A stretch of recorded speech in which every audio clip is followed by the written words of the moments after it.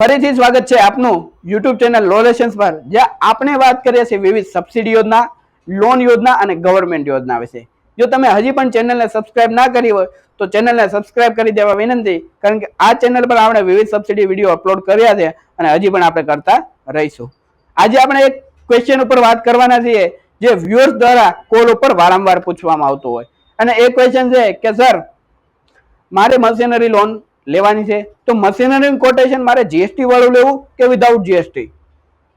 તો આ ક્વેશ્ચનનો આન્સર હું તમને એના ફાયદા અને નુકસાન સમજાવીને જણાવીશ. હવે સૌથી પહેલા જીએસટી વગરનું કોટેશન લેવાનો એક જ ફાયદો છે, એ છે કે તમારે જીએસટી અમાઉન્ટ ભરવી ના પડે. તો હું અહીંયા એ કહેવા માંગીશ કે તમે મશીનરી લોન લઈ લીધી, ધંધો સ્ટાર્ટ કરી દીધો. તમે જે ધંધો સ્ટાર્ટ કર્યો, તમે ધંધાને ત્યાં રાખવા માંગો છો કે ધંધાને મોટો કરવા માંગો છો?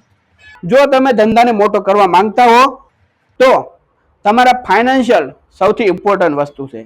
જો તમારા ફાઇનાન્શિયલ સારા હશે તો તમને મોટી લોન મળશે, અથવા તો ફ્યુચરમાં તમને લોન મળશે, અને લોન મળશે તો તમે ધંધાને મોટો કરી શકશો. તો જો તમારે ફાઇનાન્શિયલ સારા રાખવા હોય તો તમારે જીએસટી વાળું કોટેશન લેવું જરૂરી છે. જીએસટી વાળું કોટેશન લેશો તો તમે જે મશીનરી છે તે તમે હિસાબી ચોપડે બતાવી શકશો. હવે એ બતાવશો તો તમારો ધંધો થોડોક મોટો દેખાઈ શકે છે. જીએસટી વાળું કોટેશન લેવાના એટલા જ ફાયદા નથી. જીએસટી વાળું કોટેશન લેવાના બીજા ફાયદા એ છે કે તમને હિસાબી ચોપડામાં એટલે કે ઇન્કમ ટેક્સમાં ઘસારો બાદ મળે છે, જેથી ઇન્કમ ટેક્સ ઓછો લાગશે. બીજો ફાયદો એ છે કે જો તમને કોઈ સબસિડી એપ્લિકેબલ થતી હોય તો જીએસટી અમાઉન્ટ ઉપર પણ તમને સબસિડી મળશે, એટલે સબસિડી વધારે મળશે. અને ત્રીજી વસ્તુ એ છે, જે ધ્યાનથી સાંભળજો, કે તમે જીએસટી વાળું કોટેશન લીધું એનો મતલબ એ નથી કે તમે જીએસટી વધારે ભરી દીધું. હવે આપણે આ વાત એક્ઝામ્પલ દ્વારા સમજીએ. ધારો કે તમે લીધું 10 લાખનું મશીનરી અને એમાં લાગે છે 18% જીએસટી. 10 લાખ ઉપર 18% એટલે કે 1,80,000, એટલે 10 લાખ પ્લસ 1,80,000 એટલે કે 11,80,000 નું તમારું ટોટલ મશીનરી છે.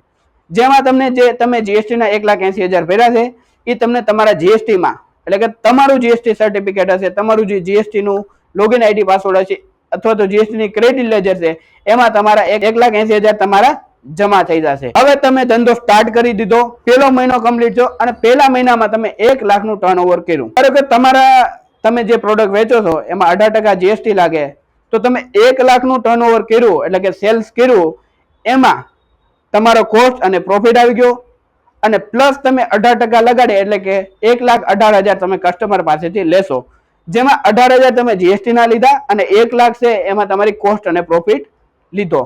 તો આ 18 જે કસ્ટમર પાસેથી લીધા એ આપણે ગવર્મેન્ટને ભરવાના થાય. હવે આ 18,000 આપણે દર મહિને ભરવાના થાય. ધારો કે દર મહિને તમારો 1 લાખ સેલ્સ થયું, આ દર મહિને 18,000 ભરવાના થાય. તો આ 18,000 જે આપણે કસ્ટમર પાસેથી લીધા એ આપણે આપણા ખીચામાં રાખી લેવાના છે, અને જે પેલા 1,80,000 મશીનરીના જમા થયા હતા એમાંથી આપણે વાપરવાના છે.